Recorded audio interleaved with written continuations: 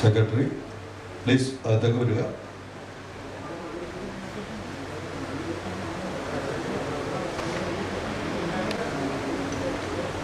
Body ഒന്ന് ഇത്തിരി കുറച്ച് കേട്ടോ. ഇവിടെ പള്ളിയിൽ നമസ്കാരം നടക്കുക. വേറൊന്നുമില്ല, വളരെ സന്തോഷമുണ്ട്. ബാക്ക്ഗ്രൗണ്ട് നോക്കുമ്പോൾ എല്ലാം ദുഃഖം തന്നെയാണ്. എങ്കിലും 2 വർഷത്തിന് ശേഷം ഇതുപോലൊരു പരിപാടി മെമ്പൂർ മെമ്മോറിയൽ ഓർക്കസ്ട്ര നടത്താൻ കഴിഞ്ഞതിൽ ഒരുപാട് സന്തോഷമുണ്ട്. ഇനിയും എല്ലാവിധ സഹകരണങ്ങളും മുന്നിൽ നിന്നുണ്ടാകണം. ഇൻഷാ അല്ലാഹ് ഇതെല്ലാം എത്രയും വേഗത്തിൽ അസുഖങ്ങളും പ്രയാസങ്ങളും എല്ലാം തന്നെ നമ്മൾ വീട്ടിൽ പോകും എന്നൊരു വല്ലാത്തൊരു ആഗ്രഹം മനസ്സിലുണ്ട്. അതെല്ലാം നിങ്ങളുടെ മനസ്സിലുണ്ടാവും. എല്ലാവരും പ്രാർത്ഥിക്കുക. ബഹുമാനപ്പെട്ട നമ്മുടെ വിശിഷ്ടാതിഥികളെല്ലാം ഉണ്ട്. എല്ലാവർക്കും പ്രത്യേകിച്ച് നിങ്ങൾക്ക് ഓരോരുത്തർക്കും സ്വാഗതം ആശംസിക്കുന്നതിന് വേണ്ടി നമ്മുടെ സെക്രട്ടറി വിനയപൂർവ്വം ക്ഷണിക്കുന്നു.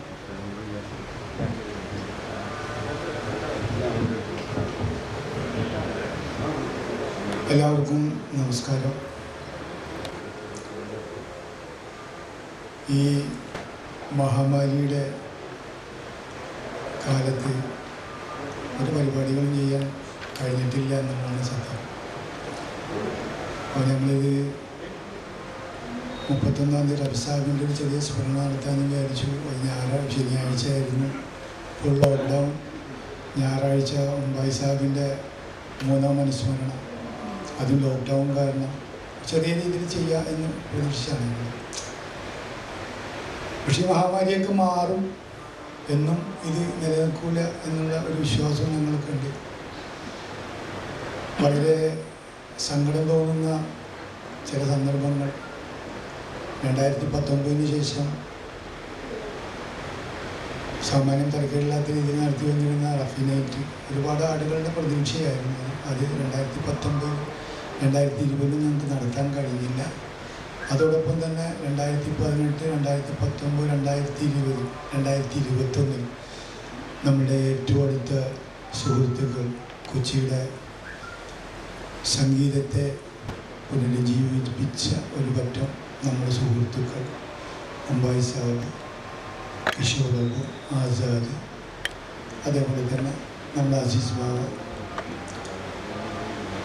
അതിക്ക് മുമ്പും വളരെ പ്രഗത്ഭരായ നമ്മളെ ഹുസൈൻ ഷായെ പോലുള്ള ആളുകൾ, അവരൊക്കെ ചെയ്തു വെച്ച ആ സംഗീത പാരമ്പര്യം എന്നും നമ്മുടെയൊക്കെ മനസ്സിൽ നിറഞ്ഞു നിൽക്കുകയാണ്. ഏതായാലും ഈ ചെറിയ രീതിയിൽ, അതായത് കോവിഡ് പ്രോട്ടോക്കോൾ അനുസരിച്ച് നടത്തുന്ന ഈ ചെറിയ പരിപാടി നിങ്ങളുടെയൊക്കെ സാന്നിധ്യം കൊണ്ട് വളരെ ഭംഗിയായി.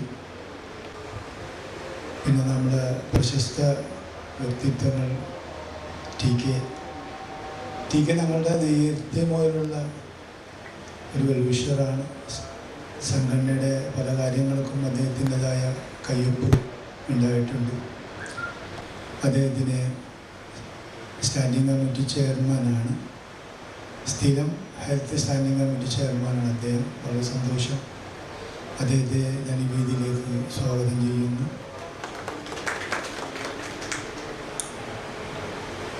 നമ്മുടെ ഉപദേഷ്ടാവ് എന്ന് പറയാൻ പറ്റില്ല, അദ്ദേഹം ഞങ്ങളുടെ സന്തത സഹചാരിയാണ്. Mister Boney Thomas sir. ബിനാലയുമായിട്ട് ഉള്ള ബന്ധം 2012 ബിനാലെ തുടങ്ങിയ സമയമായിട്ടുള്ള ബന്ധം ഇന്നും ഞങ്ങൾ ആ ബന്ധം നിലനിർത്തിക്കൊണ്ട് പോയിരുന്നു. ഒരു സാധാരണ ബന്ധത്തിലേക്കല്ല ഞങ്ങൾ പോയേക്കണം. വളരെ സൗഹാർദ്ദപരമായി സാഹോദര്യ സ്നേഹത്തോടുകൂടി അദ്ദേഹത്തിൻ്റെ മനസ്സിലുദിച്ചൊരു സംഭവമാണ് ആർട്സ് ആൻഡ് മെഡിസിൻ എന്ന് പറയുന്ന ആ സംഭവം. അത് അദ്ദേഹം പറഞ്ഞു. MM ഓർക്കസ്ട്ര പ്രാവർത്തികമാക്കി 6 വർഷം തുടർച്ചയായിട്ട് 287ഓളം പ്രോഗ്രാം, 600-650ഓളം കലാകാരന്മാർ അതിൽ പങ്കെടുത്തു. അതിലൊക്കെ അഭിമാനം കൊള്ളുന്ന ആളുകളാണ് ഞങ്ങൾ. അതോടൊപ്പം ഇന്ന് കൊച്ചിൻ ചാരിറ്റബിൾ സൊസൈറ്റിയുടെ സലീം ഷക്കൂർ സാഹിബുണ്ട്, ഷംഷി യാക്കൂബുണ്ട്, ആസ്പിൻ വാളിലെ നമ്മുടെ ബാബു സാറുണ്ട്, ഓരോരുത്തരെയും പേരെടുത്ത് പറയുക എന്ന് പറഞ്ഞാൽ ചിലപ്പോൾ വിട്ടുപോയാൽ ബുദ്ധിമുട്ടാകും. അതുകൊണ്ട് എല്ലാവരും ഈ വേദിയിലേക്ക് സ്വാഗതം ചെയ്യുന്നു. പ്രോഗ്രാം ഉദ്ഘാടനം ചെയ്യുന്നതിന് ടി കെ ക്ഷണിച്ചു.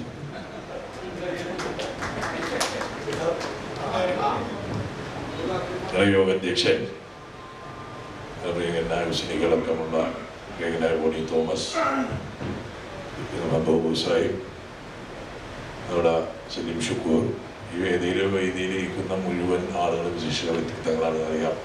ഈ സംഘടനയോടും നമ്മളിന്ന് അനുസ്മരിക്കുന്ന കലാകാരന്മാരോടുള്ള ആദരവ് കൊണ്ടുകൂടി വന്ന് എത്തിച്ചേർന്നിരിക്കുന്ന സമൂഹമാണ് ഇവിടെ. കാരണം നേരത്തെ മുസ്ലിക സൂചിപ്പിച്ചതുപോലെ റാഫിയെ കൊച്ചി അനുസ്മരിക്കുന്ന ഏറ്റവും വലിയൊരു സംഘടനയുടെ മഹബൂബ് ഓർക്കസ്ട്ര ഒരു ചരിത്രമാണ്. കാരണം ഇന്ത്യ മഹാരാജ്യത്ത് തന്നെ മഹബൂബ് ഓർക്കസ്ട്ര എന്ന റാഫി നൈറ്റ് എന്നും സ്മരിക്കപ്പെടും. നമ്മുടെ ഈ കോവിഡ് മഹാമാരി കാലഘട്ടത്തിൽ 2 വർഷം നമുക്കത് മുന്നോട്ട് കൊണ്ടുപോകാൻ സാധിച്ചില്ല. എങ്കിലും നമ്മൾ ഈ 2 വർഷത്തിന് ഇടവേളയ്ക്ക് ശേഷം കഴിഞ്ഞ ആഴ്ച പൊതുചടങ്ങിൽ വെച്ച് ചെറിയ രീതിയിലെങ്കിലും റാഫിയെ അനുസ്മരിക്കാതെ കടന്നു പോകാൻ പാടില്ല എന്നുള്ള ഒരു തീരുമാനത്തിൻ്റെ അടിസ്ഥാനത്തിലാണ് നമ്മളിന്നിവിടെ അനുസ്മരിക്കുന്ന 3 പേരും പകരക്കാരില്ലാത്ത ആളുകളാണ്. റാഫിക്കൊരു പകരക്കാരനില്ല, ദിലീപ് കുമാറിന് ഇല്ല. നമ്മുടെ കൊച്ചിയുടെ പ്രിയപ്പെട്ട കലാകാരൻ, നമ്മുടെ ഈ പ്രദേശത്ത് നിന്ന് വളർന്നു വന്ന് ഇന്ത്യ മഹാരാജ്യത്തെ മുഴുവൻ മലയാള ഗസലിനോടുകൂടി എന്നൊരു ചരിത്ര സംഭവമാക്കിയ വേണ്ടിയുടെ ഗാനങ്ങളൊക്കെ വളരെ നല്ല രീതിയിൽ ചിട്ടപ്പെടുത്തിയെടുത്ത് എന്നും ആളുകളുടെ ചുണ്ടുകളിൽ അദ്ദേഹത്തിൻ്റെ ഗാനങ്ങൾ അറിയാതെ വന്നു പോകും. മുംബൈ സാഹിബ് അടക്കമുള്ള ആളുകൾ അനുസ്മരിക്കുന്ന ഒരു ചടങ്ങാണ്. നമുക്ക് ദൈവാനുഗ്രഹം ഉണ്ടെങ്കിൽ നമുക്ക് വലിയ വിപുലമായ ഒരു പരിപാടി. ഞാൻ ശരിക്കും എപ്പോഴും പറയാറുണ്ട്, മട്ടാഞ്ചേരി ടൗൺ ഹാളിൻ്റെ ആ നിർമ്മാണ പ്രവർത്തനത്തിനുണ്ടായിരുന്ന ശേഷം വലിയ എക്കോ ഉള്ളതുകൊണ്ടാണ് നമ്മൾ മട്ടാഞ്ചേരി ഈ പരിപാടി ഫൈനാൻസ് ഹോളിലേക്ക് മാറ്റിയത്. ഞങ്ങൾ അതിനുമായി ബന്ധപ്പെട്ട നിർമ്മാണ പ്രവർത്തനത്തിൽ ഒരു വിജിലൻസ് കേസും കാര്യങ്ങളും നീണ്ടുപോയി. ഞാൻ കഴിഞ്ഞ വർഷം കൗൺസിലായിരിക്കുന്ന സമയത്ത് അവിടെ മുഴുവൻ ചെയർ സംവിധാനങ്ങളിൽ നല്ല ക്രിയേറ്റീവ് ടീം ഷെയറിലേക്കാണ് ഫണ്ട് കൊടുത്തത്. അതോടൊപ്പം തന്നെ ഒരു തുക എക്കോ സിസ്റ്റം സംഘടിപ്പിക്കുന്നതിന് വേണ്ടി കൊടുത്തു. അതിനുശേഷമാണ് ഈ കോവിഡ് മഹാമാരി വന്ന് 1 വർഷമായി കഴിഞ്ഞ ഓഗസ്റ്റിൽ ആരംഭിച്ചാണ് അവിടെ ഫസ്റ്റ് ലൈൻ ട്രീറ്റ്മെൻറ്റ് സെൻ്റർ. ഈ ഓഗസ്റ്റ് വന്നപ്പോൾ 1 വർഷം തിരിയുന്നതാണ്. ഏറ്റവും നല്ല നഗരസഭയുടെ ഏറ്റവും നല്ല രീതിയിൽ നടക്കുന്ന ഫസ്റ്റ് ലൈൻ ട്രീറ്റ്മെൻറ്റ്. അതിനുശേഷം നമുക്ക് മഹാമാരിയെല്ലാം മാറി നമ്മൾ എൻ്റെ ഇപ്പോഴത്തെ ഒരു നമ്മൾ ഈ വിവാഹ കൗൺസിൽ നൽകിയ സ്റ്റാൻഡിംഗ് കമ്മിറ്റി ചെയർമാൻ നൽകി എൻ്റെ കഴിവ് ഉപയോഗിച്ചുകൊണ്ട് ആ മട്ടാഞ്ചേരി ടൗൺ ഹാൾ ഒരു ഗാനമേള ഒരുക്കുന്ന രീതിയിലേക്ക് മാറ്റിയെടുക്കുന്നതിനുള്ള ശ്രമം ഉണ്ടാവും. അതുകൊണ്ട് ഈ മഹാമാരി കഴിയുന്ന ആദ്യത്തെ ഗ്രാഫി നൈറ്റ് അവിടെ ആയിരിക്കുമെന്ന് എനിക്ക് ആഗ്രഹമുണ്ട്. അത് ഉറപ്പുവരികയാണ്. എല്ലാവരുടെയും പിന്തുണയുണ്ടാണെന്ന് മാത്രം പറഞ്ഞുകൊണ്ട് ഈ ചടങ്ങിനെ ഔപചാരികമായി ഉദ്ഘാടനം ചെയ്തുകൊണ്ട് നിർത്തുന്നു. നന്ദി, നമസ്കാരം.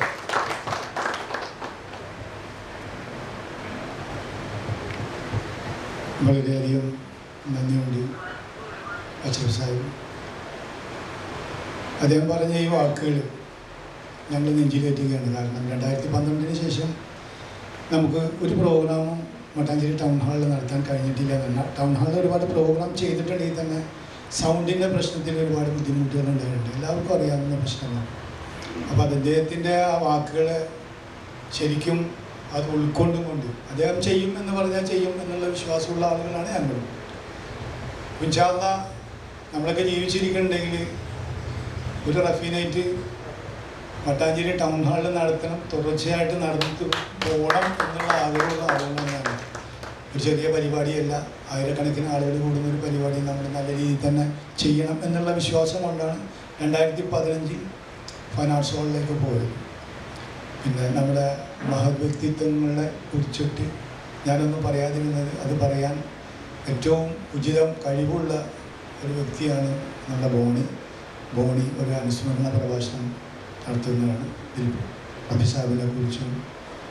സാഹിബിനെ കുറിച്ചും നമ്മുടെ മലയാളം ഗസൽ സിംഗർ, മലയാളം ഗസൽ എന്താണ് എന്ന് പറഞ്ഞും പാടിയും നമ്മളെയൊക്കെ നെഞ്ചിലേറ്റി തന്ന മുംബൈ എന്ന വ്യക്തിത്വത്തിനും കുറിച്ചിട്ടും അദ്ദേഹം നിങ്ങളോട് രണ്ടു വാക്ക് സംസാരിക്കുന്നതാണ്. മോണിജി.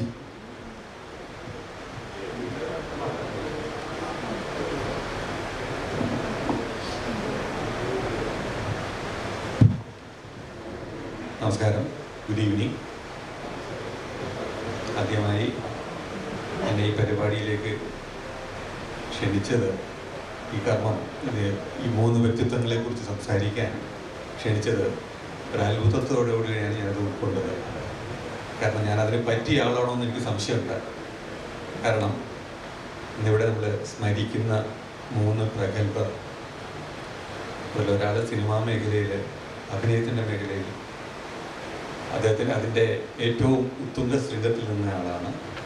മറ്റ് 2 പേര് പാട്ടിൻ്റെ, സംഗീതത്തിൻ്റെ മേഖലയിലുള്ള. ഈ 2 മേഖലയുമായിട്ട് എനിക്ക് ഒരു ബന്ധവുമില്ല. നിങ്ങളെല്ലാവരെയും പോലെ ആസ്വാദകൻ്റെ മേഖലയിലാണ് ഞാൻ നിൽക്കുന്നത്. അപ്പോൾ എൻ്റെ ആസ്വാദകൻ്റെ തലത്തിൽ നിന്ന് ഞാൻ ഏതാനും വാക്കുകൾ പറയുന്നു. മറ്റൊരു കാര്യം കൂടി ഇവിടെ എഴുതിയിട്ടുണ്ട്. സംഗീത സാന്ദ്രമായ അനുസ്മരണം. അത് വളരെ ഉചിതമായി ശരിക്ക് ഈ 3 പേരെയും സ്മരിക്കേണ്ടത് കല കൊണ്ടാണ്. അതാണ് നമ്മളിവിടെ ചെയ്തുകൊണ്ടിരിക്കുന്നത്. ഒരു സാധാരണ ആസ്വാദകൻ എന്ന നിലയിൽ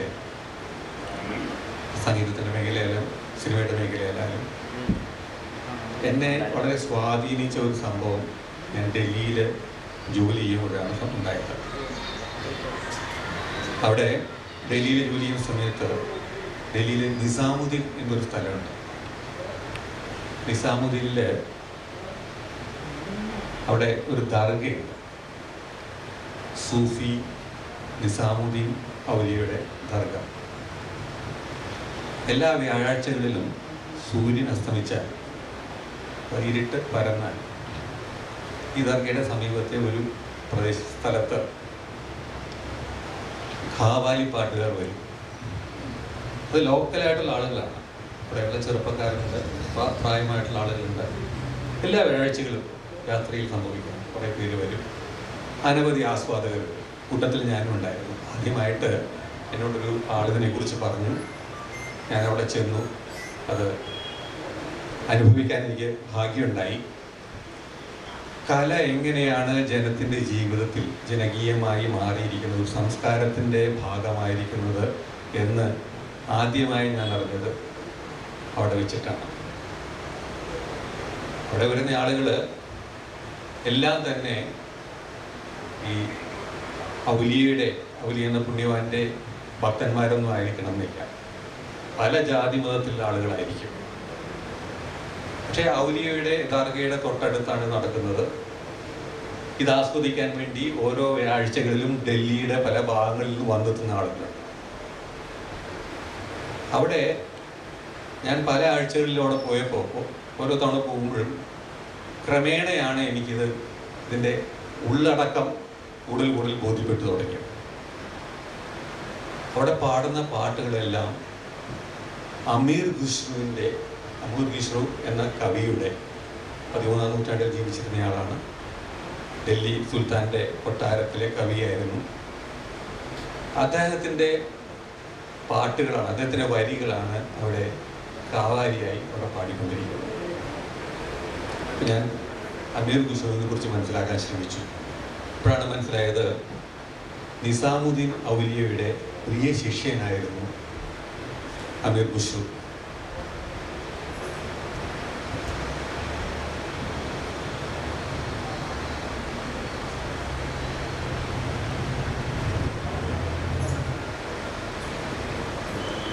നിസാമുദ്ദീൻ ഔലിയയുടെ പ്രിയ ശിഷ്യനായിരുന്നു അമീർ ഖുസ്രു. അദ്ദേഹം ഓരോ വരി എഴുതി കഴിഞ്ഞതിന് ശേഷവും നിസാമുദ്ദീൻ ഔലിയയെ കൊണ്ടുവന്ന് കാണിക്കും, തെറ്റ് തിരുത്താൻ, അഭിപ്രായം ചോദിക്കാൻ. ഔലിയ പറയുന്ന അഭിപ്രായങ്ങൾക്ക് ശേഷമാണ് അദ്ദേഹം പാട്ട് പാടുക. അദ്ദേഹം കവിയും പാട്ടുകാരനുമായിരുന്നു. ഞാൻ കൂടുതൽ മനസ്സിലാക്കാൻ ശ്രമിച്ചപ്പോൾ എനിക്ക് മനസ്സിലായത് ഇന്ത്യയിലെ കവാലിയുടെ പിതാവ് എന്ന് പറയുന്നത് അമീർ ഖുസ്രുവാണ് എന്ന് 1-2 ലേഖനങ്ങൾ ഞാൻ വായിക്കാനിടയായി. ഗസലുകൾ ആദ്യമായി ഗസൽ മട്ടിൽ തന്നെ പാടി തുടങ്ങിയതും അമീർ ഖുസ്രുവിൽ നിന്നാണ് തുടങ്ങുന്നതെന്ന്, ഇന്ത്യയിൽ തുടങ്ങുന്നതെന്ന് ഒരു ലേഖനവും ഞാൻ വായിക്കുകയുണ്ടായി. അത് എത്ര ശരിയെന്ന് എനിക്കറിയില്ല. പക്ഷേ നിസാമുദ്ദീൻകാർ വിശ്വസിക്കുന്നു ഖാവാലി തുടങ്ങിയതും ഗസൽ തുടങ്ങിയതും നിസാമുദ്ദീൻ നിന്നാണ്. ആ ഒരു പരമ്പര പറ്റിക്കൊണ്ട് ഓരോ ആഴ്ചയും രാത്രിയിൽ അവിടെ ഒരു പ്രോഗ്രാം നടക്കുന്നു. ഞാൻ അഷ്റഫ് സാറിൻ്റെ മുമ്പിലേക്ക് ഒരു അഭിപ്രായം വയ്ക്കുകയാണ്. സർ, നിസാമുദ്ദീൻ കഴിഞ്ഞാൽ സംഗീതത്തെ ഇത്ര കണ്ട് സ്നേഹിക്കുന്ന ഒരു ജനക്കൂട്ടത്തെ, ഒരു സംസ്കാരത്തെ ഞാൻ കണ്ടത് കൊച്ചിയിലാണ്. അത് ഇന്ന മതക്കാരനൊന്നുമില്ല. അവിടെ നിസാമുദ്ദീനിൽ പോയി കഴിഞ്ഞാൽ ഈ വ്യാഴാഴ്ച വരുന്ന ആളുകൾ, സ്ത്രീകളുണ്ട്, പുരുഷന്മാരുണ്ട്, അവരൊക്കെ ഒന്നും ജാതിയും മതമൊന്നുമില്ല. അമീർ ഖുസ്രുവിന്റെ വരികൾ കേൾക്കാൻ വന്നുകൊണ്ടിരിക്കുകയാണ് അവർ. അത് പലതരത്തിൽ പല ആളുകൾ ഓരോരുത്തരുടെ മനോധർമ്മം പോലെ പാടുന്നു. യു പിയിൽ നിന്ന് വരുന്ന ആ പാട്ടുകാരുണ്ടാവും, ലോക്കൽ ആയിട്ടുള്ള കാശ്മീരിൽ നിന്ന് വരുന്ന ആളുകളുണ്ടാവും. അവരെല്ലാം സമയം നോക്കി പാടുന്നു. ഇത് ആസ്വദിക്കാൻ ഒരു കൂട്ടം ആളുകളും. ഇതവിടെ ഉണ്ടാക്കിയിരിക്കുന്ന ഒരു കലയുടെ ഒരു പരിസ്ഥിതി അത് അതിമനോഹരമാണ്. മെഹബൂബ് മെമ്മോറിയൽ ഓർക്കസ്ട്ര നമുക്കിവിടെ ഉണ്ട്. മെഹബൂബ് മെമ്മോറിയൽ ഓർക്കസ്ട്ര വിളിച്ചു കൂട്ടിയാൽ വരുന്ന ഒരുപാട് പേരുണ്ട്. വിളിക്കാതെ വരുന്ന ആളില്ല. വിളിക്കേണ്ട, മെഹബൂബ് മെമ്മോറിയൽ ഓർക്കസ്ട്ര ഇങ്ങനൊരു പരിപാടി നടത്തുന്നു എന്ന് അറിഞ്ഞാൽ ഓടി വരുന്ന അനേകം പേരുണ്ട്. അതൊരു കൾച്ചറാണത്. അതൊരു ജാതിയും മതമൊന്നുമില്ല. സംഗീതത്തിൻ്റെ അല്ലെങ്കിൽ കലയുടെ ഒരു മേഖലയാണത്. അപ്പോൾ ഞാൻ പറഞ്ഞു വരുന്നത്, നിസാമുദ്ദീനിൽ നിന്ന് ആരംഭിച്ച ഖസലിൻ്റെ ആ പരമ്പര പറ്റിക്കൊണ്ട് മലയാളത്തിൽ ഗസലുകൾ പാടി തുടങ്ങിയതിലൂടെയാണ്. അത് നമ്മളെ പ്രസ്ഥാനവുമായി ബന്ധപ്പെട്ടിട്ടുള്ള ഒരു നമ്മളിന്ന് സ്മരിക്കുന്ന മുംബൈയിൽ നിന്നാണ് ആരംഭിച്ചത്. നമുക്ക് ഓർക്കും അറിയാം, എല്ലാവർക്കും അറിയാം. മലയാള ഗസലിൻ്റെ തുടക്കം ഇവിടെയാണ്. ഇത് മറ്റൊരു നിസാമുദ്ദീൻ ആണിത്. അദ്ദേഹത്തെ മുംബൈ ഇക്കയെ ഞാൻ ഒരിക്കൽ കൂടി സ്മരിക്കുകയാണ്. അദ്ദേഹത്തിൻ്റെ ഓർമ്മയ്ക്ക് മുമ്പിൽ പ്രണാമം അർപ്പിക്കുകയാണ്. മറ്റ് രണ്ട് പ്രഗത്ഭ വ്യക്തിത്വങ്ങൾ മുഹമ്മദ് റഫിയും ദിലീപ് കുമാറും. ഈ ദിലീപ് കുമാറിനെ കുറിച്ച് വായിച്ചപ്പോൾ ഭയങ്കര രസകരമായ ഒരു സംഭവം ഉണ്ടായിരുന്നു. അദ്ദേഹത്തിൻ്റെ പേര് നമുക്കറിയാവുന്ന ദിലീപ് കുമാർ എന്നല്ല, അദ്ദേഹം ഒരു ഖാനാണ്. അദ്ദേഹം എന്തുകൊണ്ട് ഈ പേര് സ്വീകരിച്ചു എന്ന് ചോദിച്ചാൽ അദ്ദേഹത്തിൻ്റെ അച്ഛന് ഫാദറിന് അദ്ദേഹം സിനിമാക്കാരനാകാൻ താല്പര്യം ഉണ്ടായിരുന്നില്ല. അപ്പം അദ്ദേഹം ഒരു ഇൻ്റർവ്യൂവിൽ പറയുകയുണ്ടായി, ഞാൻ ആ പേര് സ്വീകരിച്ചത് അച്ഛനെ പേടിച്ചിട്ടാണ്. പ്രോത്സാഹനം പറ്റിക്കൊണ്ട് വന്നയാൾ. പക്ഷെ അദ്ദേഹം വളർന്നത് ബോംബെയിലാണ്, കലാപരമായി വളർന്നത് ബോംബെയിലാണ്. കലാപരമായി ബോംബെയിൽ വന്നു എന്ന് പറയുമ്പോൾ അദ്ദേഹം ജനിച്ചത് പെഷവാറിലാണ്. പെഷവാറിൽ നിന്നുള്ള ഒരു യാത്ര, കലയ്ക്ക് വേണ്ടിയുള്ള ഒരു യാത്ര, അത് വളരെ റിസ്ക് ഉള്ള ഒരു സംഭവമാണ്. എന്ത് സംഭവിക്കാം, തട്ടിപ്പോവാം എന്ന് വെച്ചാൽ പട്ടിണി കിടക്കേണ്ടി വന്നേക്കാം. മുഹമ്മദ് റാഫിയുടെ കാര്യം അങ്ങനെ തന്നെയാണ്. അദ്ദേഹം പഞ്ചാബിൽ നിന്ന് വന്നയാളാണ്. 20-ാം വയസ്സിൽ ബോംബെയിലെത്തുന്നു. നമ്മുടെ മുംബൈക്ക് അങ്ങനെ ഒരു വലിയൊരു റിസ്ക് എടുത്തിട്ടുണ്ട്. അദ്ദേഹത്തിൻ്റെ ജീവചരിത്രം വായിച്ചാൽ ഈ കലയുടെ ഭ്രാന്തി പിടിച്ചിട്ട് അത് ആവേശിച്ചിട്ട് അദ്ദേഹം ഇങ്ങനെ സംഗീതം മനസ്സിലാക്കാൻ വേണ്ടി അദ്ദേഹം പലയിടത്ത് ചുറ്റി കറങ്ങി, ബോംബെയിലൊക്കെ കറങ്ങി, ഒടുവിൽ അദ്ദേഹം തിരിച്ചു വന്നിട്ട് അതൊരു പ്രസ്ഥാനം നടത്തിയിട്ടുണ്ട് ഒരു ഇൻ്റർവ്യൂവിൽ. അത് ഞാൻ ഈ അടുത്ത ദിവസം വായിച്ചു. അദ്ദേഹം പറഞ്ഞത്, മട്ടാഞ്ചേരിയിൽ എവിടെ തിരിഞ്ഞു നോക്കിയാലും സംഗീതമുണ്ട്, അത് നിങ്ങൾ കാണണം, കേൾക്കണം എന്ന് മാത്രമേ ഉള്ളൂ. ഞാൻ പറഞ്ഞു വരുന്നത്, ഞാൻ 22 വർഷം കേരളത്തിന് വെളിയിലായിരുന്നു. ഇന്ത്യയുടെ പല ഭാഗത്ത് കറങ്ങിയിട്ടുണ്ട്. പക്ഷേ കൊച്ചിയെ പോലെ സാംസ്കാരികമായ വൈവിധ്യമുള്ള സംഗീതത്തെ ഇത്ര കണ്ട് ജനമനസ്സുകളിലേക്ക് പേറുന്ന ഒരു സ്ഥലം വേറെയില്ല. അത് ഉൾക്കൊണ്ടുകൊണ്ട് നമുക്ക് ഇവിടെ ഒരു നമുക്ക് എല്ലാവർക്കും കൂടി കൂടാൻ കഴിയുന്ന ഒരു ഒരു ഒരു വേദി, സ്ഥിരം വേദി പോലെ നമുക്ക് ഉണ്ടാക്കണമെന്ന് ഞാൻ കൗൺസിലർ നിലയിൽ തങ്ങൾക്ക് കഴിയും. അതുകൊണ്ട് ഞാൻ അഭ്യർത്ഥിക്കുകയാണ്. നേരത്തെ പറഞ്ഞ റഫീ നൈറ്റ് ഇവിടെ നടത്തണം എന്ന് പറഞ്ഞത് വലിയ കാര്യമാണ് സർ. അത് നടത്തുക തന്നെ ചെയ്യുമെന്ന് വിശ്വസിക്കുന്നു. ഞാൻ കഴിഞ്ഞ തവണ ഇവിടെ ഒരു പരിപാടി ഞാനത് പറയുകയുണ്ടായി. അത് സാറ് പറയുമ്പോൾ വലിയ സന്തോഷം തോന്നി, നന്ദിയുണ്ട്. അപ്പോൾ ഒരിക്കൽ കൂടുതൽ സംസാരിക്കുന്നില്ല. നമ്മുടെ സംഗീതസാന്ദ്രമായ അനുസ്മരണം ആണ് നടത്തേണ്ടത്. അതിലേക്ക് നമ്മൾ പോവുകയാണ്. ഒരിക്കൽ കൂടി ഈ 3 പേരെയും സ്മരിക്കുന്നു. നമസ്കാരം.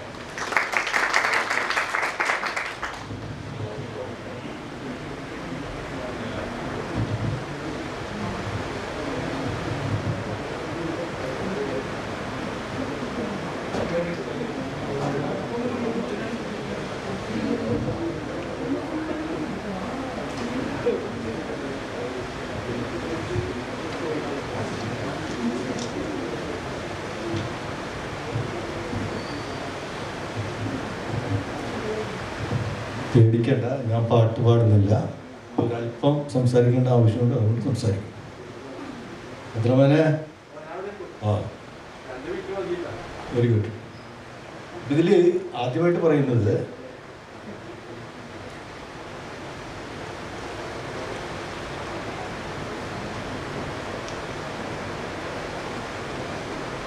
നമ്മുടെ പരിപാടിയിലേക്ക് കടക്കുന്നതിന് മുമ്പ് നമുക്കൊക്കെ വളരെ സന്തോഷം ഉള്ള ഒരു സംഭവമുണ്ട്. വേറൊന്നുമല്ല, മെഹബൂബ് മെമ്മോറിയൽ ഓർക്കസ്ട്രയിലെ സുഹൃത്തുക്കളെല്ലാം ഒരുപാട് നാളുകൾക്ക് മുമ്പ്, ഏതാണ്ട് 2-3 വർഷങ്ങൾക്ക് മുമ്പ് തന്നെ ഒരു മനസ്സിനൊരു തീരുമാനം എടുത്തിട്ടുണ്ടായി. നമ്മുടെ ഈ പ്രസ്ഥാനം തുടങ്ങുന്നത് മുതൽ ഏതാണ്ട് ഇന്ന് വരെ ഇതിനു വേണ്ട സഹായ സഹകരണങ്ങളെല്ലാം നൽകി, അതിന് വേണ്ട എല്ലാ പോഷണങ്ങളും നൽകി ഒരു വലിയൊരു സുഹൃത്ത് ഇത് ഈ വേദിയിലുണ്ട്. അപ്പോൾ അദ്ദേഹത്തെ നമുക്ക് നമ്മുടെ ഒരു പാറ്റേൺ ആക്കി മാറ്റണം എന്നൊരു തീരുമാനം ഞങ്ങൾ എല്ലാവരും എടുത്തു. ഈ അവസരത്തിൽ നല്ലൊരു അവസരമാണ്. നമ്മുടെ സെക്രട്ടറി അദ്ദേഹത്തിന് ഒരു റിക്വസ്റ്റ് കൊടുക്കുകയാണ്. അപ്പോൾ അത് തുറന്ന് നോക്കാതെ തന്നെ ആ ലെറ്റർ ആർക്കാണ് കൊടുക്കണമെന്ന് അറിയാലോ. അപ്പോൾ അദ്ദേഹത്തോട് എൻ്റെ ഒരു അപേക്ഷ, അത് സ്വീകരിക്കണം. ഞങ്ങളുടെ അപേക്ഷ സ്വീകരിച്ച് ഞങ്ങളോടൊപ്പം ചേരണം എന്നുള്ളതാണ്. ശരി, പ്ലീസ്.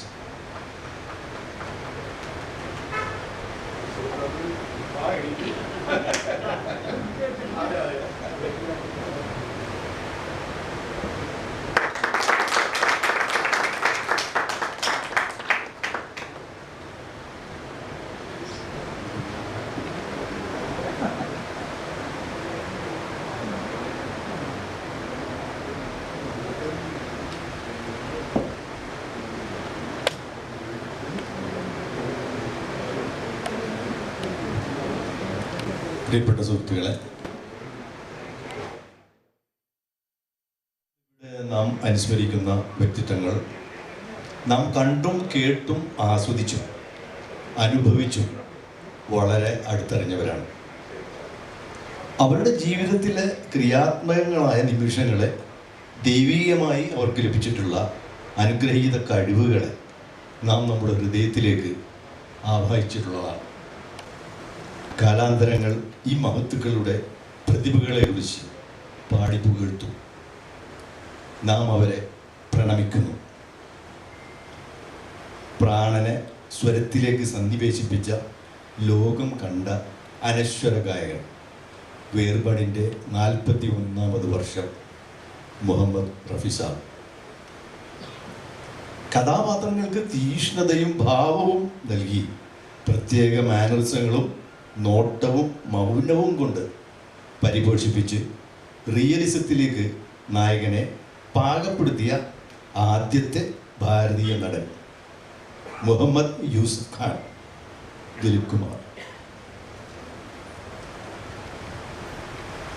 നമ്മുടെ കൊച്ചിയുടെ, കേരളത്തിൻ്റെ മലയാള ഗസൽ ശാഖയുടെ തനതായ ഗസൽ നാദം മെഹബൂബ് മെമ്മോറിയൽ ഓർക്കസ്ട്രയുടെ നമ്മുടെ എല്ലാവരുടെയും മുമ്പായി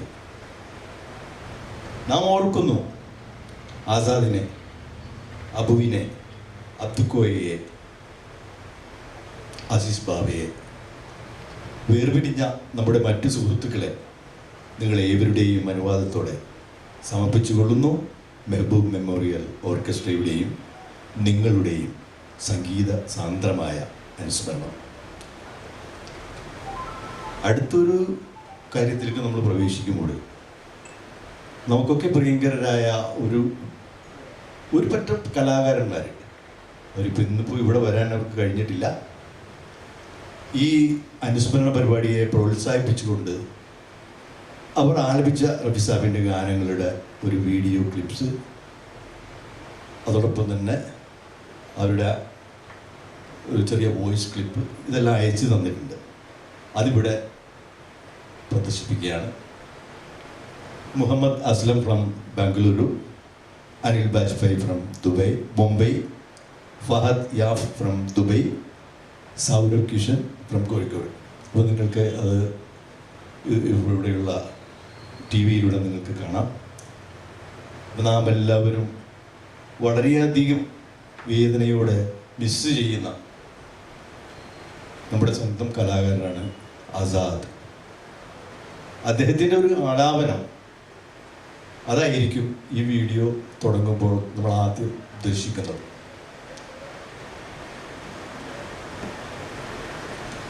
അപ്പം എല്ലാവരും അത് കാണുവാൻ വിനയപൂർവ്വം അപേക്ഷിക്കുകയാണ്. Anu please. Thank you Shri A manager. 39 ആരംഭിക്കുകയാണ്.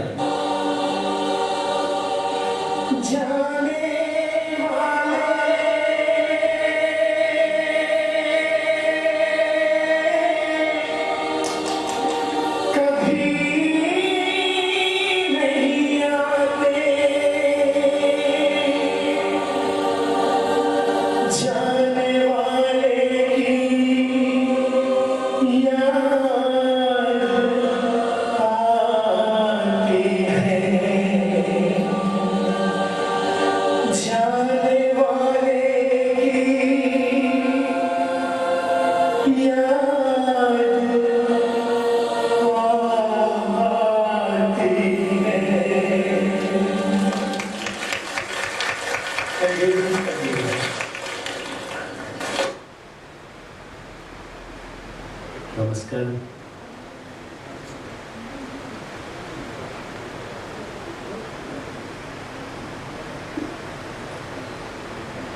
हेलो दोस्तों, हाय, दिस इज मोहम्मद असलम.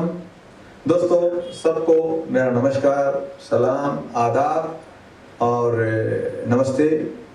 दोस्तों मैं आप सब लोगों के सामने आया हूं आज छोटा सा ट्रिब्यूट लेकर हमारे लेजेंडरी एक्टर दिलीप कुमार साहब, यूसुफ खान. बहुत ही गुणे एक्टर थे, बहुत ही जाने माने पहचाने हुए टॉप के कलाकार थे. उनको छोटा सा ट्रिब्यूट दे रहा हूं मैं.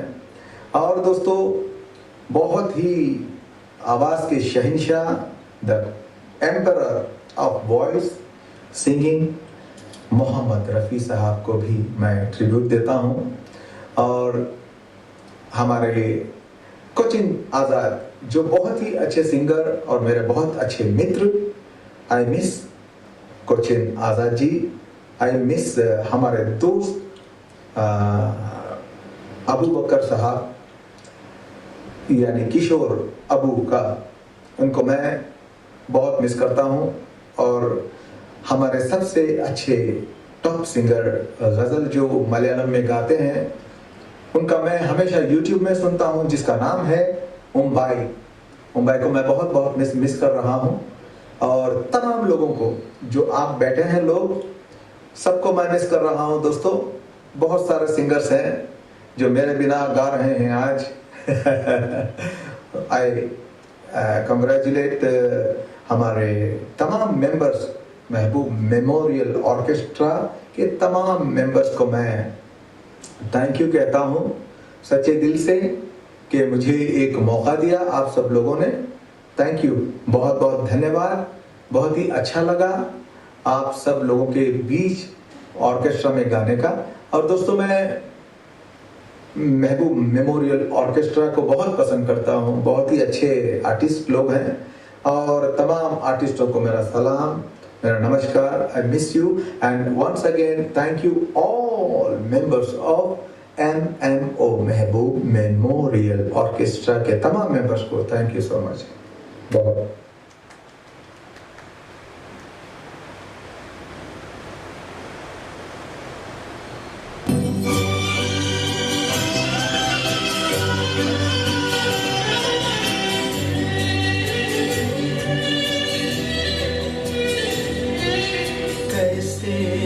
कटेगी जिंदगी तेरे बगैर, तेरे बगैर कैसे कटेगी जिंदगी तेरे बगैर, तेरे बगैर पाऊंगा हर शय में कमी तेरे बगैर, तेरे बगैर कैसे कटेगी जिंदगी तेरे बगैर, तेरे बगैर।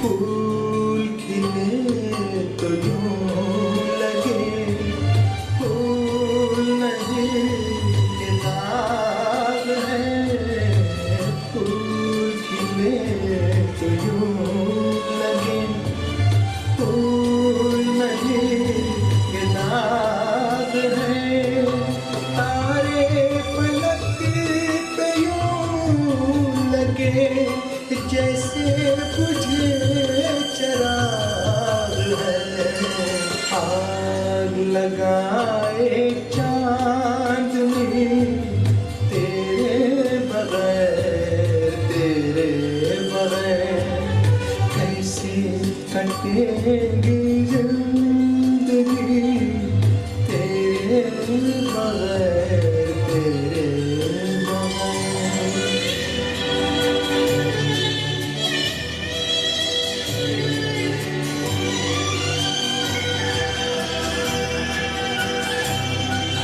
चांद घटा में छुप गया सारा जहां उदास है, चांद घटा में छुप गया सारा जहां उदास है, कहती है दिल की धड़कनें तू कहीं आस पास है, आके तड़प रहा है जी तेरे बगैर, तेरे बगैर पाऊंगा हर शय में कमी तेरे बगैर, तेरे बगैर कैसे कटेगी जिंदगी तेरे बगैर, तेरे बगैर।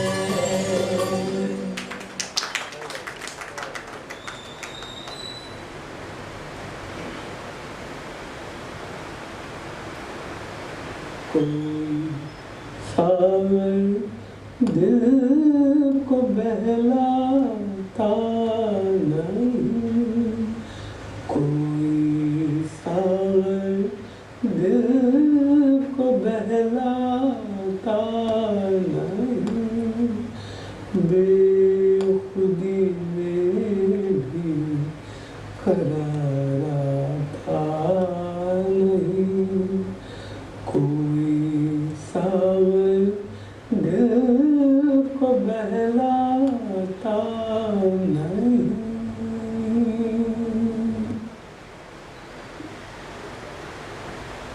हेलो दोस्तों, हाय।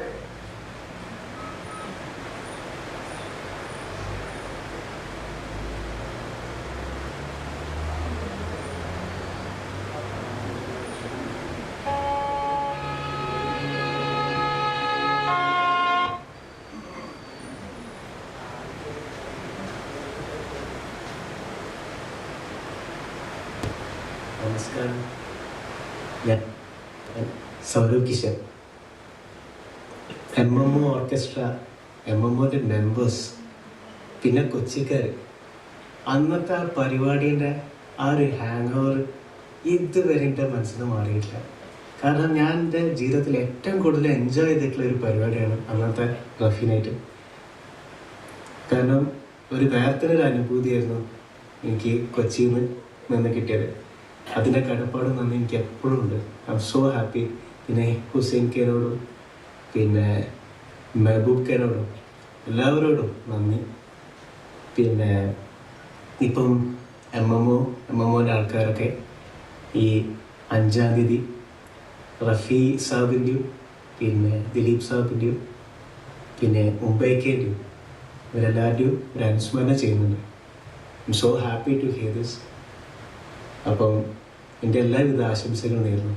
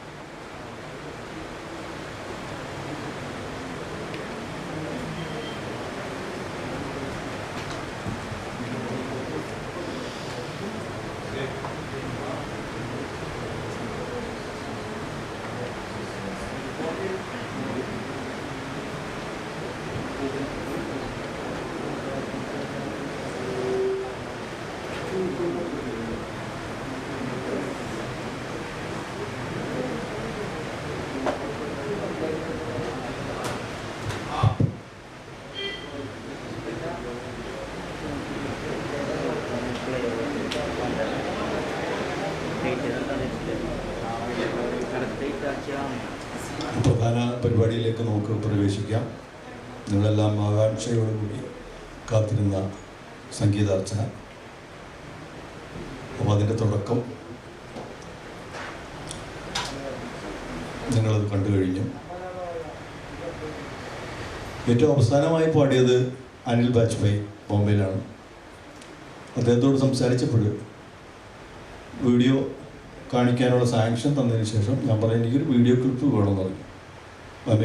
വോയിസ് ക്ലിപ്പ് വേണമെന്ന് പറഞ്ഞു. പുള്ളി ജീവിതത്തിൽ സ്റ്റേജിൽ വന്നിട്ട് ഈ മനുഷ്യൻ ജനങ്ങളോട് സംസാരിച്ചിട്ടില്ല. Mehboob memorial orchestra 2 trip Anil വാജ്പേയിനെ കൊണ്ടുവന്നിട്ടും ഒരു വാക്ക് പോലും ആ മനുഷ്യൻ ആളുകളോട് സംസാരിച്ചിട്ടില്ല. നമ്മുടെ മുഹമ്മദ് അസ്ലം എന്ന് പറയുമ്പോഴത്തേക്ക് ഇതിന് നേരെ എതിരാണ്. അപ്പോൾ അദ്ദേഹത്തിൻ്റെ വോയിസ് ഇല്ലാത്തതുകൊണ്ട് ഒന്നും വിചാരിക്കരുത്. അദ്ദേഹത്തിന് വേണ്ടി ഞാൻ നിങ്ങളോട് ക്ഷമിച്ചേക്കുന്നത്. പിന്നെ അതുകൂടാതെ ഫഹദ് വോയിസ് ക്ലിപ്പ് അയച്ച് തന്നിട്ടുണ്ടായിരുന്നു. പക്ഷേ എങ്ങനെയോ അത് മിസ്സായി. അപ്പോൾ അതുകൊണ്ട് വളരെ എന്താ പറയുക ഹാർട്ട് ഫെൽറ്റ് ഒരു സംഭവമായിരുന്നു അയച്ചു തന്നത്. പക്ഷെ അത് കാണിക്കാൻ സാധിച്ചില്ല. എനിവേ ലിവിറ്റ്. അപ്പോൾ അടുത്ത് പ്രോഗ്രാമിലേക്ക് വരികയാണ്.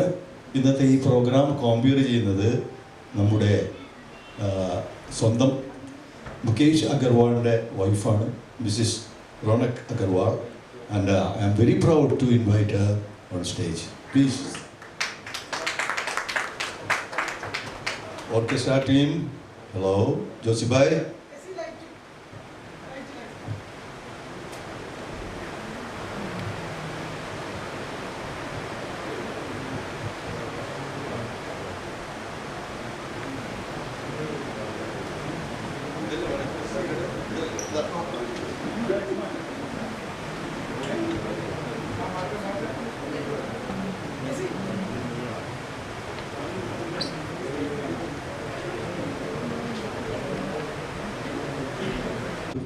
പുതിയൊരു ഗായകം നമ്മുടെ മുമ്പിൽ മെഹബൂബ് മെമ്മോറിയൽ ഓർക്കസ്ട്രയുടെ ബാനറിൽ ആ കുട്ടി ആദ്യമായിട്ട് പാടാൻ പോവുകയാണ്. റിൻസിയ റിയാസ്.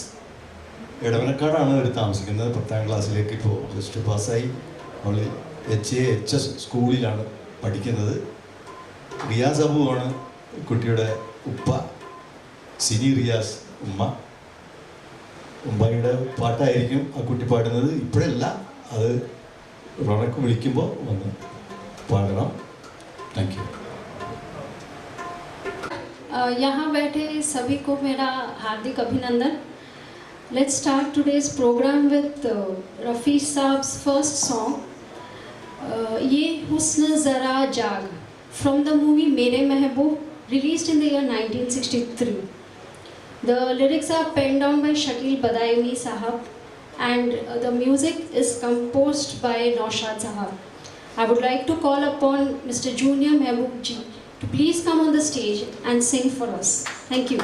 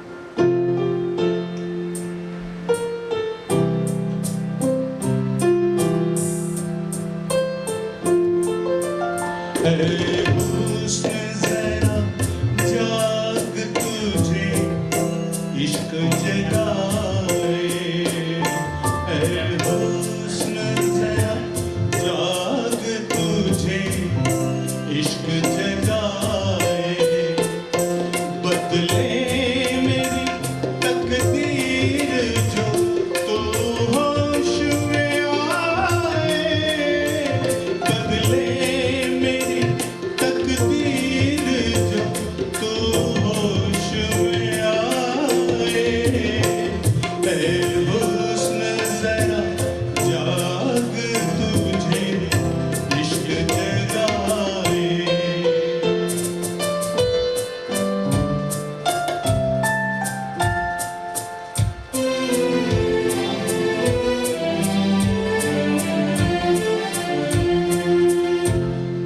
प्यार के नगमे मोहब्बत के तराने तुझको बड़े अरमान से आया हूँ सुनाने उम्मीद मेरे दिल की कहीं टूट न जाए ऐ हुस्न जरा जाग तुझे इश्क जगाए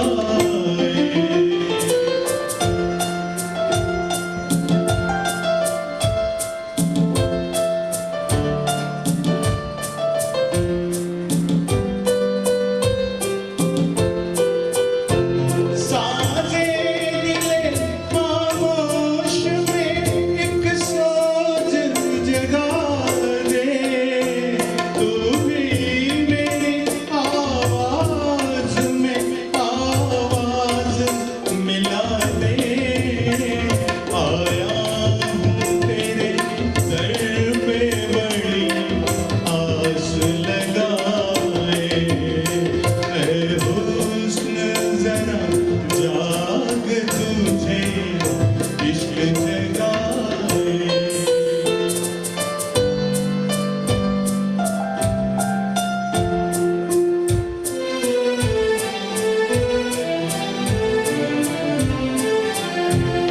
ऐ शम्मा आजा जरा चिलमन से निकल के हसरत है के मर जाऊं तेरी याद में झलके परवाना वो क्या तुझ पे जो मिट कर न दिखाए ऐ हुस्न जरा जाग तुझे इश्क जगाए बदले मेरी तकदीर जो तू होश में आए ऐ हुस्न जरा जाग तुझे इश्क जगाए शुक्रिया Thank you, sir. The next song which we have is picturized on Joy Mukherjee साहब. कहते हैं कि रफ़ी साहब की आवाज़ हर एक्टर को सूट करती थी. अभी हमने सुना राजेंद्र कुमार जी के ऊपर, अब जॉय मुखर्जी के ऊपर. The movie is Hamsaya from the year 1968 and गाने के बोल है दिल की आवाज़ भी सुन. I would like to call upon Mukesh Agarwal to sing this song for अस.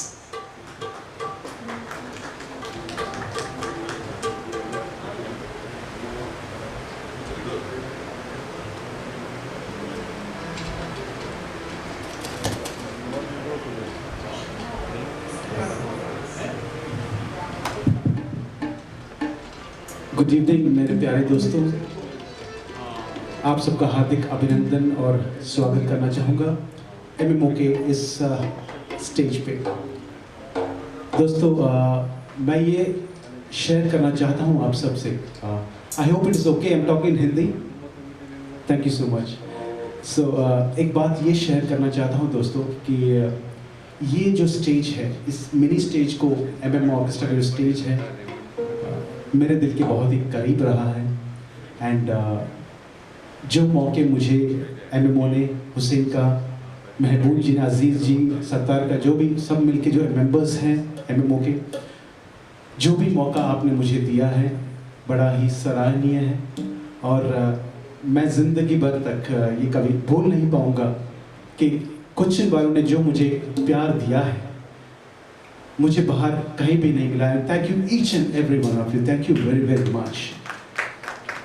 दोस्तों, एक आज हम जमा हुए हैं रफ़ी साहब, दिलीप कुमार साहब और मुंबई साहब को याद करने के लिए, और मैं बड़े ही इज्जत के साथ उन सब को, तीनों को, महान व्यक्तियों को याद करते हुए यही प्रार्थना करता हूँ कि सब जो भी ऊपर हैं सब एकदम खुश होंगे, और आज हम जो भी उनके लिए गाने प्रस्तुत कर रहे हैं वो लोग भी ज़रा सुन के खुश होंगे। और एक खास दरखास्त है, आप सबसे रिक्वेस्ट है, जो भी मेरे काबिल दोस्त अभी मोबाइल लेके अभी शूटिंग कर रहे हैं, इट्स परफेक्टली फाइन, आप शूटिंग कर सकते हैं, लेकिन यही रिक्वेस्ट है from the part of Mehboob memorial orchestra कि आप एट प्रेजेंट उसे लाइव ना दिखाएं। That's a request from MMO, आप उसे लाइव दिखाएं ऑन सैटरडे या संडे, आप उस टाइम पे रिकॉर्डिंग दिखा सकते हैं बिकॉज ऑफ कोविड प्रोटोकॉल। सो दोस्तों, ये खूबसूरत गाना जैसे रौनक ने बताया, दिल की आवाज़ भी न सुन, आप सबके लिए रफ़ी साहब का गाना। Here we go, thank you.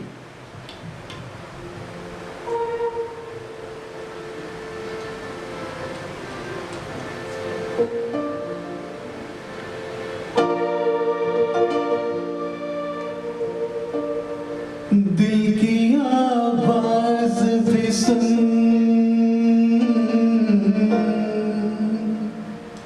दिल की आवाज़ भी सुन, मेरे फसाने पे न जा, मेरी नज़रों की तरफ दिल ज़माने पे न जा। दिल की आवाज़ भी सुन, मेरे फसाने पे न जा, मेरी नज़रों की तरफ दिल ज़माने पे न जा। दिल की आवाज़ भी सुन।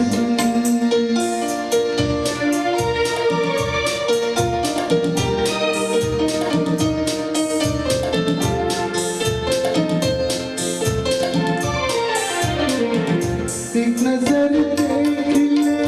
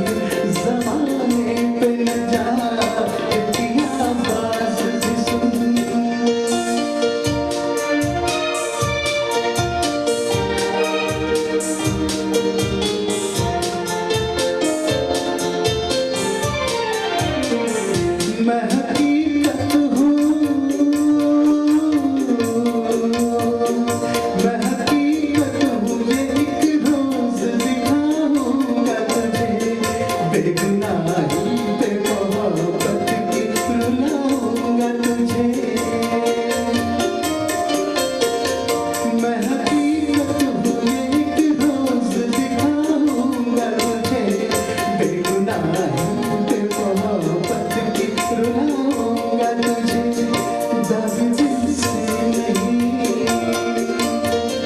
दाग दिल के नहीं मिटते हैं मिटाने पे नजर, मेरी नजरों की तरफ दे ज़माने पे नजर, दिल की आवाज़ भी सुन मेरे फसाने पे नजर, मेरी नजरों की तरफ दे ज़माने पे नजर, दिल की आवाज़ भी सुन। शुक्रिया। Now we have a wonderful track, भरी दुनिया में आखिर, from the movie दो बदन, and the music is by Ravi Sahab, lyrics by Shakil Badauni Sahab. I would like to call upon Yahya Aziz sir for this song.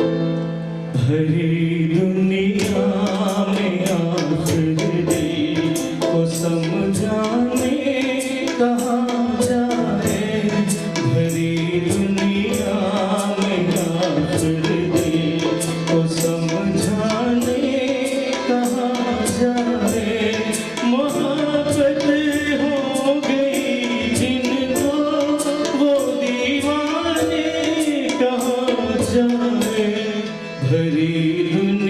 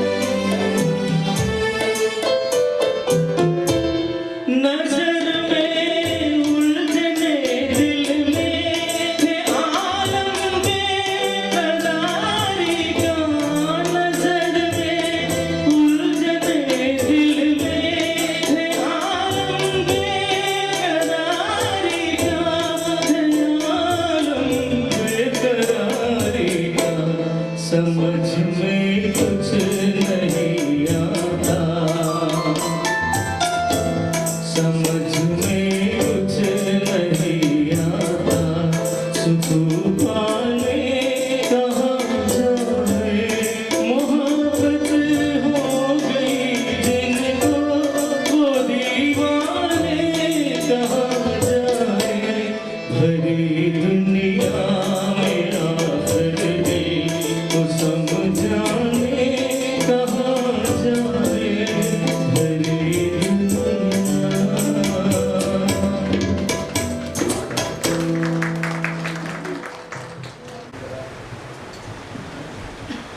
1969 की एक film थी चिराग। गाने के बोल लिखे हैं मजरू सुल्तानपुरी जी ने और संगीत दिया है मदन मोहन जी ने। गाने के बोल है, तेरी आंखों के सिवा दुनिया में रखा क्या है। I would like to call upon Naushad Suleman भाई फॉर दिस ब्यूटिफुल ट्रैक।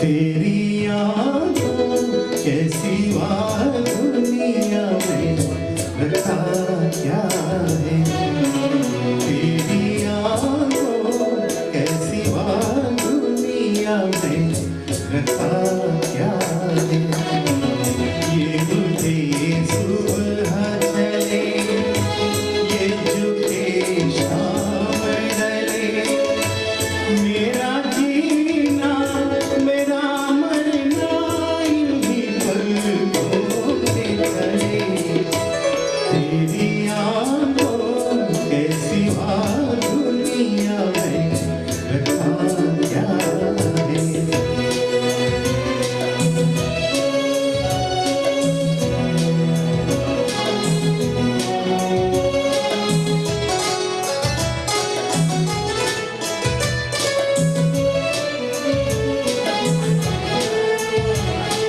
पलकों की गलियों में चले बहारों के हंसते हुए, ऐ मेरे ख्वाबों के क्या क्या नगर इनमें बसे हुए, पलकों की गलियों में चले बहारों के हंसते हुए, ये उठे सुबह चले ये झुके शाम डले, मेरा जीना मेरा मरना इन्हीं पलकों के तले, तेरी आँखों कैसी बात दुनिया में रखा क्या है।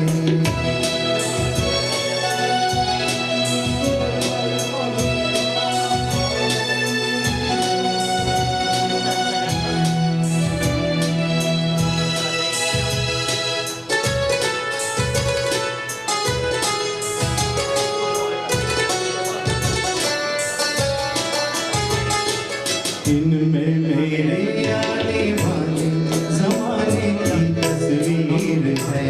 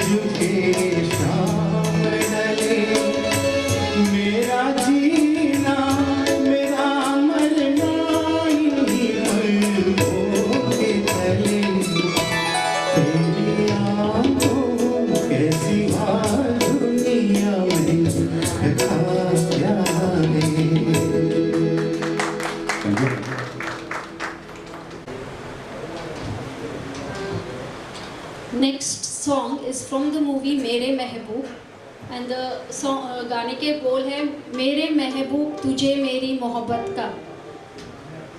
And I would like to call upon Alka Ashkar ji to please come on the stage and sing the song for us.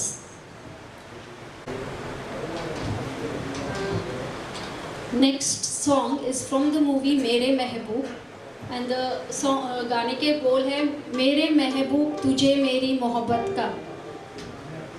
And I would like to call upon Alka Ashkar ji to please come on the stage and sing the song for us.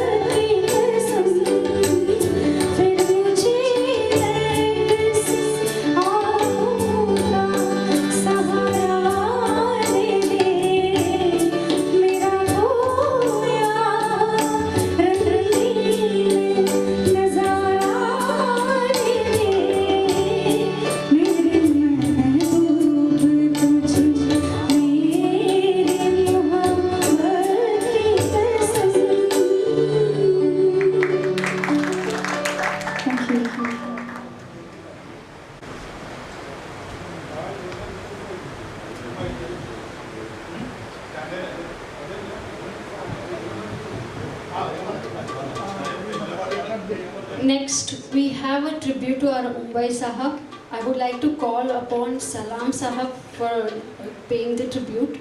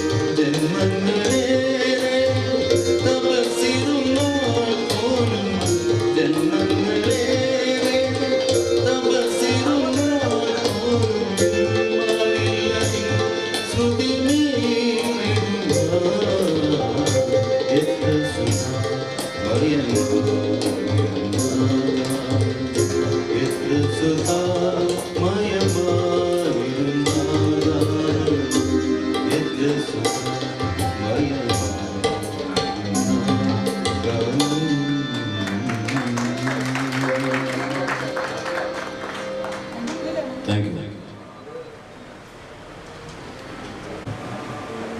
Can I call upon Rinsya Riaz to please come on the stage and sing one Mumbai Saab song for us. This is her first MMO stage performance, and I would like to please call her with a big round of applause, give her full support, encourage her.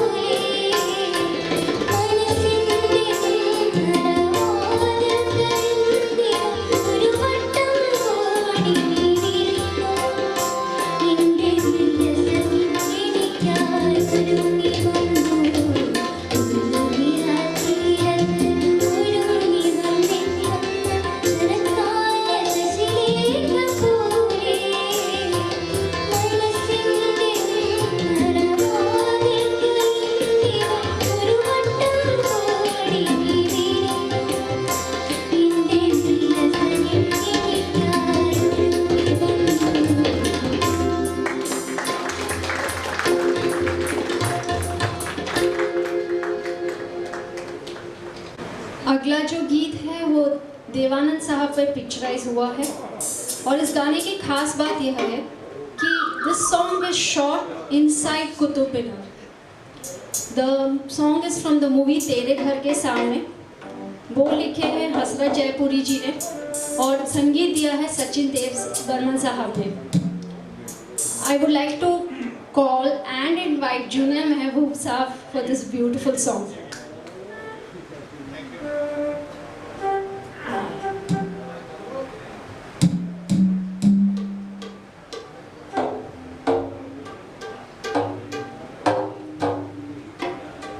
Hello.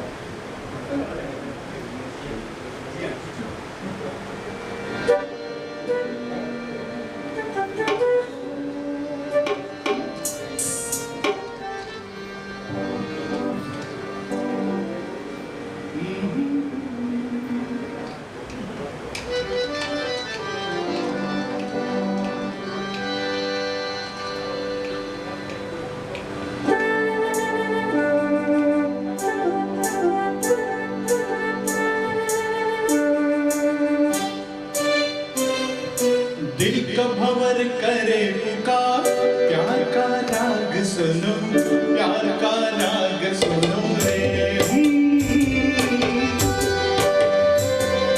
दिल का भंवर करे पुकार, प्यार का राग सुनो, प्यार का राग सुनो रे।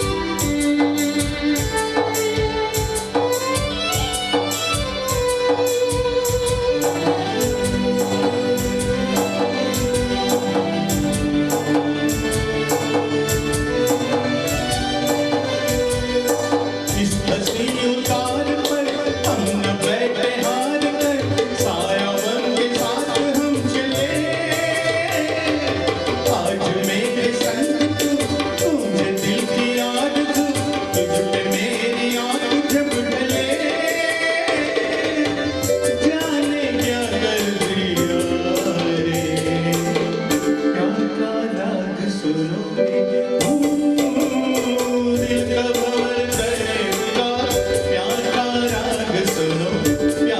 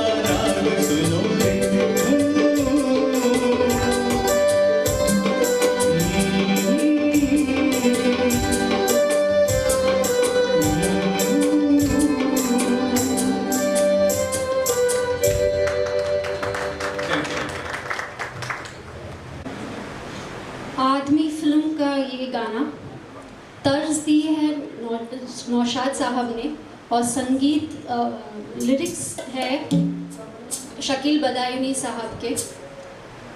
इस गाने के पर पिक्चराइज हुआ है दिलीप कुमार साहब पर, और इस गाने को गाने के लिए बुलाना चाहूँगी मुकेश अग्रवाल जी को।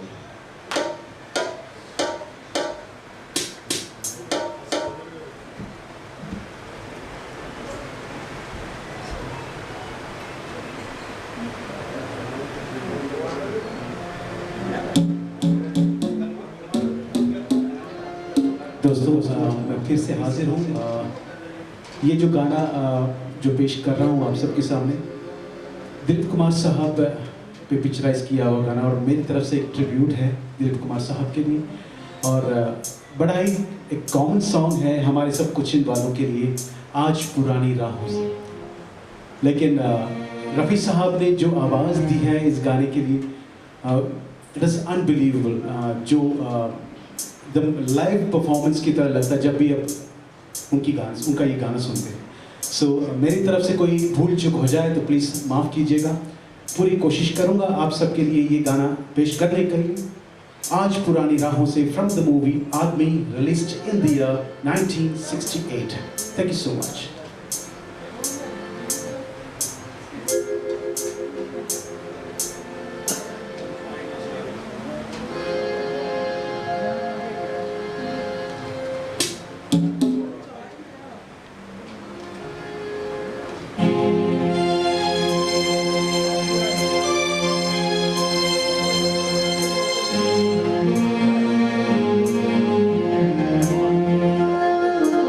Oh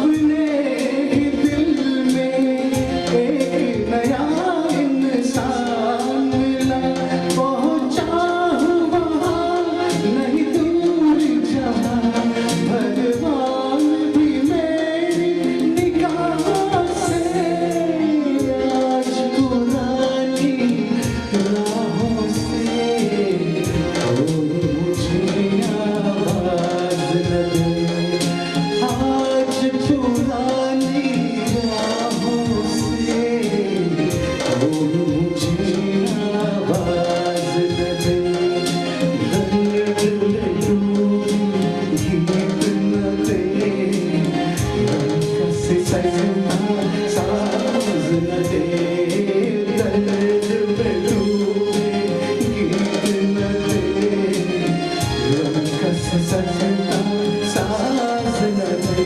ओ हो हो, ओ हो हो।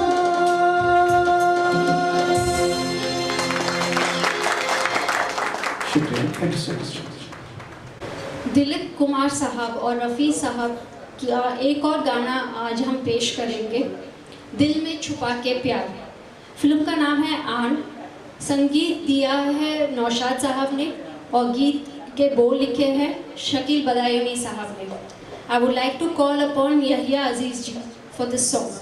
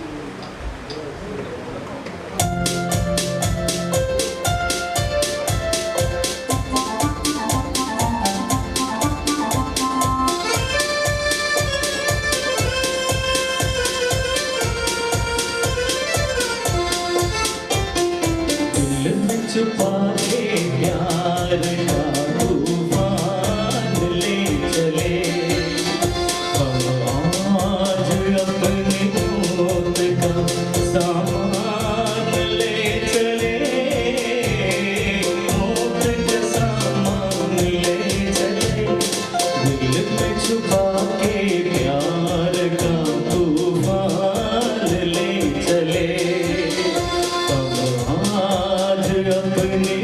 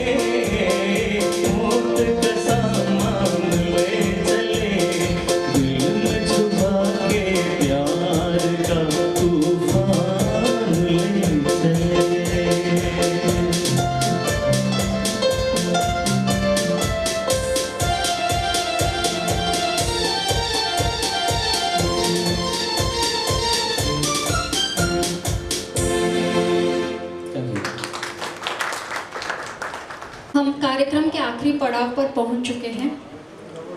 अगला गाना जो है वो है मेरे मितवा मेरे गीत। इसका संगीत दिया है कल्याण जी आनंद जी ने और गीत के बोल लिखे हैं आनंद बख्शी साहब ने। गाने के बोल हैं मेरे मितवा मेरे गीत और मैं बुलाना चाहूँगी नौशाद सुलेमान साहब को।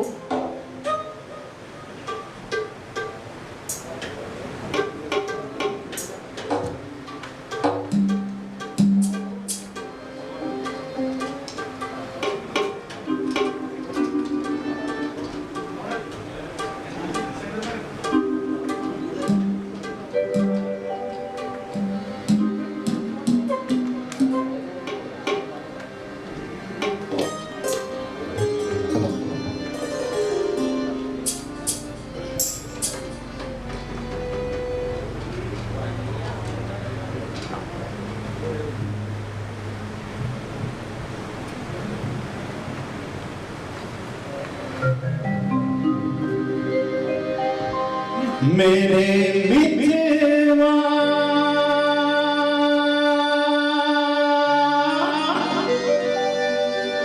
मितवा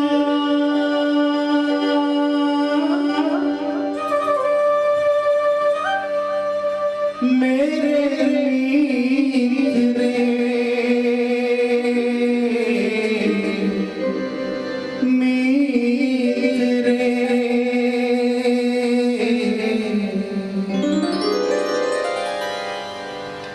आजा तुझको पुकारे मेरे गीत रे मेरे गीत रे ओ मेरे मितवा मेरे गीत रे आजा तुझको पुकारे मेरे गीत रे मेरे गीत रे ओ मेरे मितवा।